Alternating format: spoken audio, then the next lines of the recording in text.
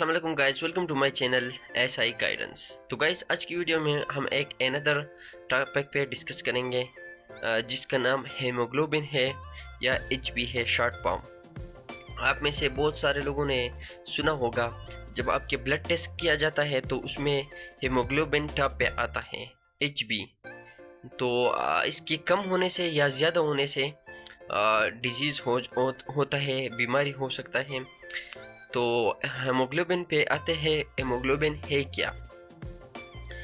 Haemoglobin जो है, अगर हम मेल में इसके परसेंटेज देखें तो इसका परसेंटेज जो है 13 से लेकर 17 के दरमियान ये नॉर्मल होता है, और फीमेल में 12 से लेकर 15 तक या 12 से लेकर 16 तक ये नॉर्मल लेवल है हेमोग्लोबिन का।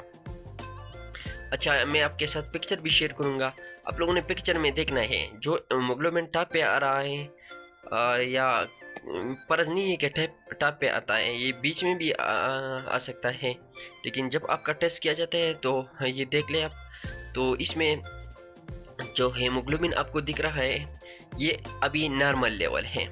अगर इनसे कम हो जाए तो फिर एनीमिया इसको कहते हैं। ये भी डिजीज़ की तरफ इशारा है कि ब्लड में कोई डिजीज़, कोई बीमारी है, या थैलेसीमिया वगैरह जो बड़े बड़े ख़तरनाक बीमारी होती हैं।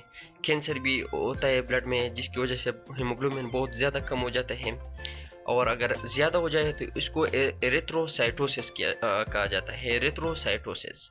और जब कम होता है तो कैंसर की तरफ इशारा करता है, या कोई और बीमारी है, कैंसर फर्ज नहीं है। अब अगर हम इसके फंक्शन की तरफ आ जाए कि एचबी या हेमोग्लोबिन का काम क्या होता है, तो हेमोग्लोबिन का 2 पार्ट होता है।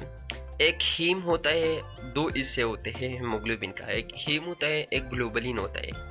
उसका काम ये होता है कि इसमें आयरन होता है, और ये ऑक्सीजन को लेके जाता है टिश्यू की तरफ। अब आप लोग ये कंफ्यूज होंगे कि ये ऑक्सीजन कैसे लेके जाता है। तो जब हम सांस लेते हैं तो हमारे फेफड़ों में ऑक्सीजन चला जाता है, बाहर से हम ऑक्सीजन लेते हैं, और जब हम निकालते हैं तो कार्बन डाइऑक्साइड बाहर निकालते हैं। तो जो हम ऑक्सीजन लेते हैं वहाँ पर जो लंग के अंदर है, अंदर अलविलाई होती है। आप पिक्चर में देख सकते हो, बिलियन ऑफ अलविलाई एक लंग में होती है, एक फेफड़े में होती है। तो वहाँ पर चला जाता है ऑक्सीजन। जब वहाँ पर चला जाता है तो वहाँ पर मुख्तलिफ रगे होती है, बहुत सारे रगे होती है, जिसको कैपिलरीज कहते हैं। तो उसके थ्रू जो ऑक्सीजन हम ने एंटर किया है वो ब्लड में शामिल हो जाता है। तो उस ब्लड को, उस खून को भी फिर क्या कहते हैं, फिर उसको ऑक्सीजनेटेड ब्लड कहते हैं। और जब ऑक्सीजन किसी ब्लड में शामिल नहीं होता है उसको डीऑक्सीजनेटेड ब्लड कहते हैं।